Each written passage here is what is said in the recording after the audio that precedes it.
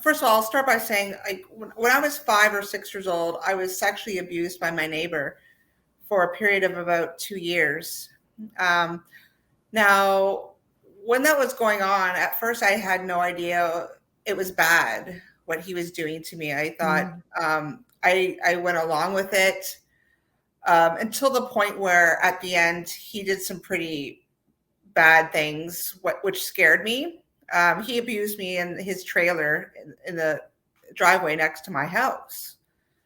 And the one day that he went kind of overboard and did something that scared me, I'll just tell you, like I guess he had oral sex. He put his penis in my mouth. He ejaculated, and that scared me. And I was like, "What is that?" Like, I had no idea what that was. I was scared, and I just remember running and trying to get out of this trailer, and the lock wouldn't open the door because the latch was wrong. And I ran home. I told my parents, and I just felt so bad. And I thought I hid under my bed. I knew my dad was coming home right away. He was on the police force, and he came home, and I was just crying under my bed, thinking that, oh my God, he's going to spank me. Like, I'm going to get in trouble. I did something bad. So, I mean, after that had happened, I told another podcast interviewer last week. After that happened, I started kind of hang out with boys and girls in my neighborhood and asking to see their private parts. I was very curious. I was very sexually active after that.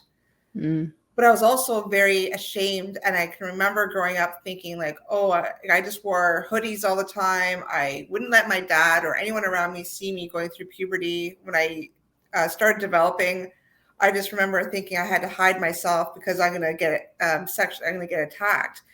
And the crazy thing is, I would hide from my parents, like my dad and my brother, just thinking like, oh, they're men. They're going to come after me. It doesn't matter who it was, parent, brother, friend, whoever. As long as they're a male, I thought, oh, they're going to sexually abuse me. So I grew up very, very covered up, very, very low self-esteem. And when I was about 12, that's when I started drinking. Mostly because I was going through puberty and I was trying to fit in with kids my age, boys, because that's the age you kind of start dating and maybe kissing boys and stuff.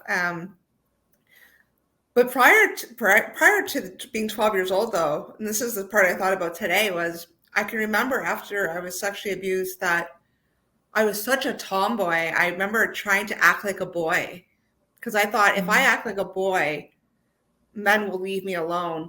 And so my brother would be home with his friends and I'd be like watching the TV, and my brother, he would be a teenager at the time. He'd be like, oh, look at that girl. She's so hot. And I'd be like, yeah, she's so hot. Look at her. Like just mimicking them. And I would wear a boy's bathing suit. I had a boy cut.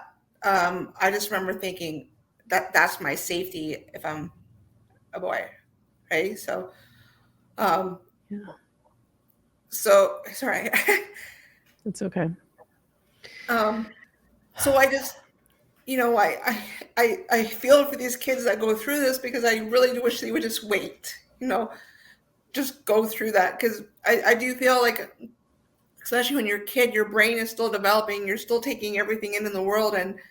And I mean, if the world was the way it was now, back then, I would have been like, Mom, I'm a boy. Like, I would have gone through this therapy and stuff like that. So I just feel like a lot of people definitely, I'm not saying all transgenders, but I mean, probably have had some sexual trauma for sure. I know 90% of people with addictions have sexual or some type of trauma. Yeah. So that's the part that makes me sad. I was just, I wish I could rewind because I know if I wasn't sexually abused, I definitely wouldn't be a recovering alcoholic today. And I definitely wouldn't feel so strongly about, for example, I don't agree with men in women's bathrooms. I don't agree with men in women's shelters, prisons, sports, you name it. Because, I mean, we have to protect ourselves, our women and girls, right? So definitely my past has, when I was a kid, has molded to create what I am today, for sure.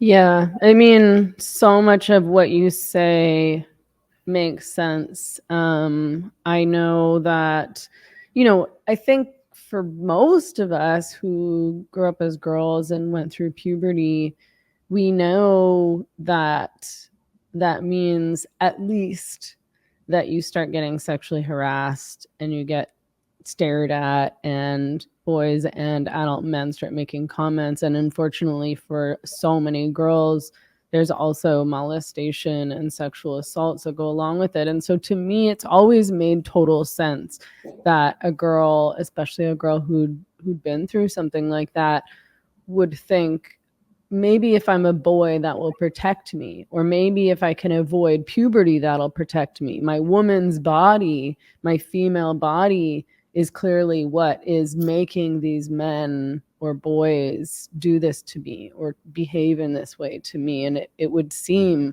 like a way to escape, especially when, they aren't being given all of the information and they're kids. So they don't understand. They don't understand what puberty means and what, why your body does need to develop in the ways that it does develop naturally.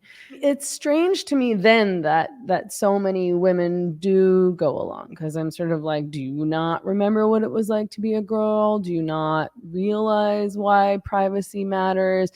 And maybe some people forget, but also, I was talking to Helen Joyce recently, who wrote the book Trans from the UK, and she pointed out that, bathrooms nowadays they've been designed for quite some time to protect women and girls, but we don't realize because we're just used to them being that way. So we no longer think of washrooms as being dangerous spaces. But at one point, and still in some, like lots of third world countries, they are really, really dangerous places.